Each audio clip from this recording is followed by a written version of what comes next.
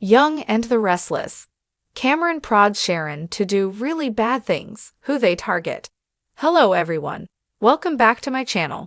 I hope everyone is having a nice day. Before we begin the video, please subscribe and give the video a thumbs up. Young and the Restless, CBS's long-running opera, teases a highly anticipated storyline involving Sharon Newman, Sharon Case, and the hallucination of Cameron Kirsten. Actor Lyndon Ashby, who portrays the haunting figure, offered a sneak peek into what lies ahead for the duo. The plot centers around Sharon's mental health journey, and Cameron serves as a voice for Sharon's unspoken fears and suppressed desires. However, Cameron's influence may prompt Sharon to act out of character, so this may stir up trouble in Genoa City. In the mix of potential drama is the link between Sharon's late daughter, Cassie Newman, and Cameron. The hallucination suggests a common thread between the two, causing discomfort for Sharon. Other characters like Faith Newman, Ray Lancaster, Daniel Romalotti, Michael Graziadei, and Lucy Romalotti, Lily Brooks O'Brien, may find themselves in Sharon's path as she navigates her mental crisis on Young and the Restless. Adding to the intrigue, Sharon may consider drastic measures, such as kidnapping Lucy Romalotti on Young and the Restless, perhaps to save her from a fate similar to Cassie's. The tension between Sharon and Phyllis Summers, Michelle Stafford, could also escalate, possibly leading Sharon to target Phyllis under Cameron's influence. Get all your daily Young and the Restless spoilers and news here and stay tuned for updates on your favorite characters' fates. In the heart of Genoa City, nothing stays quiet for long. The lives of its residents intertwine in ways that neither they nor the audience can ever quite predict. Sharon Newman, a beloved but often troubled character, has always carried a complicated history with a mix of light and dark, and as her personal struggles continue, the sinister shadows of her past resurface. But Sharon is not the only one at the center of this unfolding drama. Cameron Kirsten, a figure from Sharon's past, is making his return, and his presence threatens to push Sharon to places she's never been before, doing things she never thought herself capable of. Cameron is no stranger to manipulation, and as his schemes come into play, he sets his sights on more than just Sharon. Genoa City, a place already brimming with drama and intrigue, is about to witness a ruthless play for power, control, and revenge. The return of Cameron Kirsten. Cameron Kirsten's return to Genoa City is as ominous as it is unexpected. He had been gone for years after a string of violent crimes and an intricate web of manipulation that had entangled Sharon.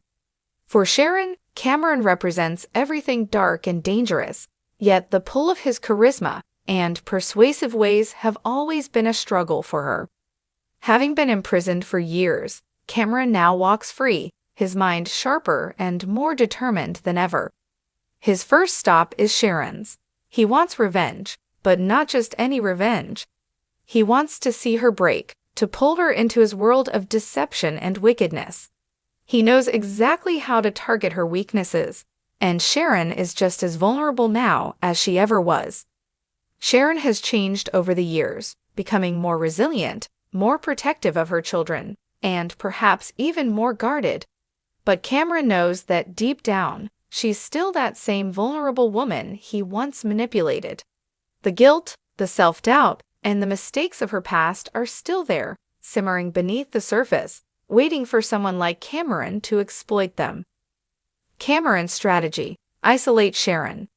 Cameron's first move is subtle yet effective. He begins to slowly weave himself back into Sharon's life, pretending to be a changed man. He reassures her that the past is behind them and that he's come back to start anew.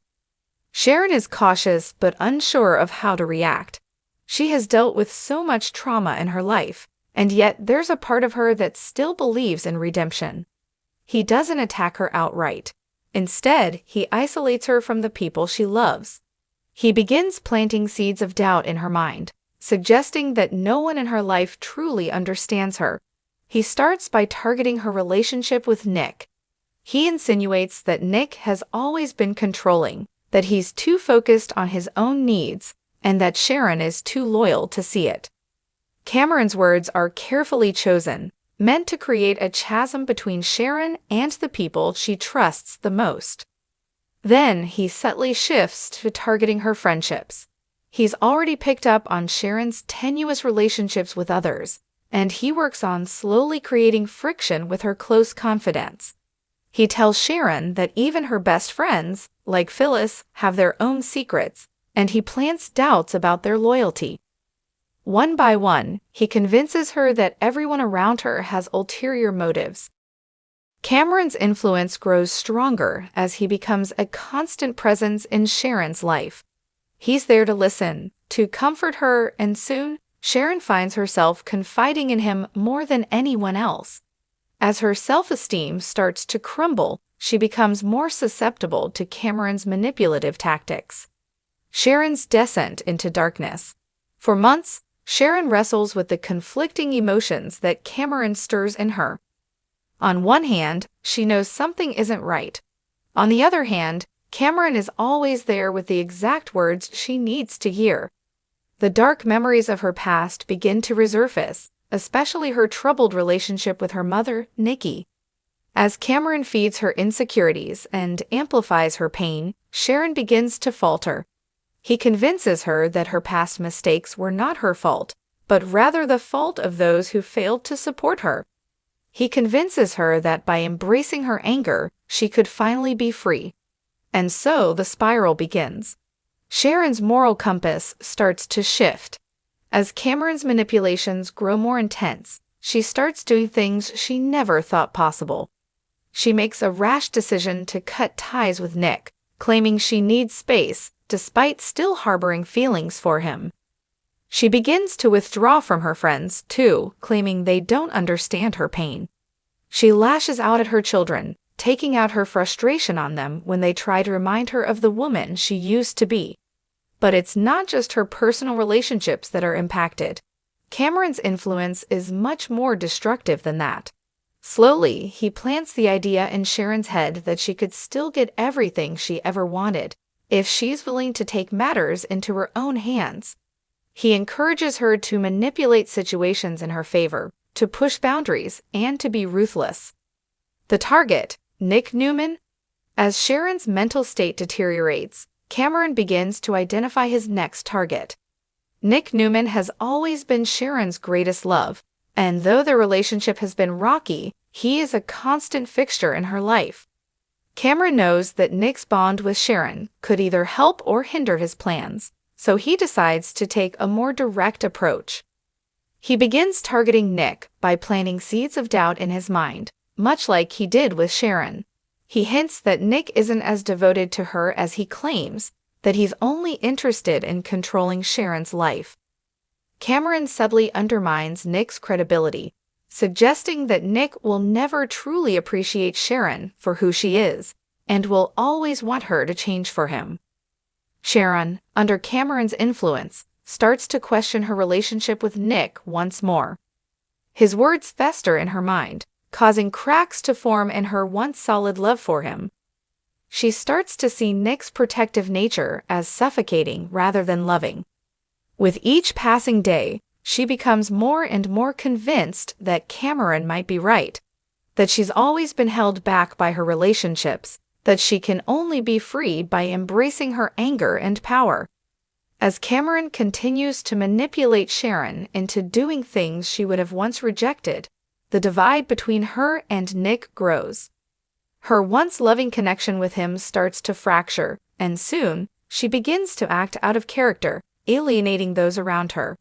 She becomes more volatile, more unpredictable, and less capable of discerning the truth from Cameron's lies. The final target, Genoa City's elites. Cameron's ultimate goal is not simply to destroy Sharon's life, but to wreak havoc on Genoa City itself. He's already proven his ability to manipulate Sharon, but now he's ready to expand his scope. He wants to target Genoa City's elite, the people who think they're above reproach, and show them how fragile their carefully constructed worlds really are. Using Sharon as a pawn, Cameron orchestrates a series of events designed to sow discord among Genoa City's most influential families. He begins by manipulating Sharon into making power plays, trying to turn the tide in her favor by going after the Newman family's business interests. Sharon, under Cameron's influence, sabotages key meetings, destabilizing the company from within. As her relationships deteriorate, she loses sight of who she once was, becoming a tool for Cameron's larger scheme. Cameron's plot grows more ambitious. He goes after other key figures in Genoa City, including Jack Abbott, Victor Newman, and even Phyllis Summers. Sharon, under Cameron's control, becomes a catalyst for chaos, pitting the city's most powerful residents against each other. As the situation spirals out of control, Sharon begins to realize too late that she's been used. Cameron's web of lies and manipulations has created irreparable damage, not just to her own life, but to everyone around her. But by then, it may be too late to undo the destruction she's helped create. The reckoning. Eventually, the truth comes out. Sharon realizes that she has been a pawn in Cameron's game, manipulated into hurting the people she loves.